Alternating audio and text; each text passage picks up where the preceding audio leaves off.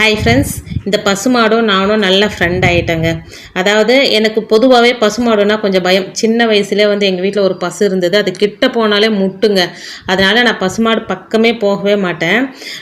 இங்கே வந்ததுக்கப்புறமே இது அவங்க வீட்டிலேருந்து மேய்ச்சலுக்கு போகும்போதும் சரி, மேய்ச்சல் முடிஞ்சுட்டு அவங்க வீட்டுக்கு போகும்போதும் சரி, இந்த சைடே பார்த்துட்டு போகுங்க.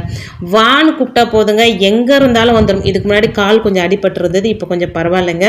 ஒரு சீப்பு வாழைப்பழம் இருந்தது, அதை வச்சு அழகாக சாப்பிட்டுடுச்சு. ஒரு பழம் கீழே உருண்டு போயிடுச்சு. அதையும் எடுத்து சாப்பிட்டு வெயிட் பண்ணிட்டு இருந்தது. வேறு ஏதாவது கொடுப்பாங்க, வேறு எதுவும் இல்லை போ அப்படின்னா கொஞ்ச நேரம் வெயிட் பண்ணி மூஞ்ச வரையும் பார்த்துட்டே இருக்குங்க. அதுக்கப்புறமா தான் கிளம்பி போகும். இப்போ இந்த சாதம் வடிக்கிற தண்ணி, நம்மளுக்கு பழைய சாதம் ஏதாவது மீந்துடுச்சு, அதெல்லாம் கொஞ்சம் உப்பு போட்டு கரைச்சி ஒரு பக்கெட்டில் இங்கே வச்சுருவோங்க.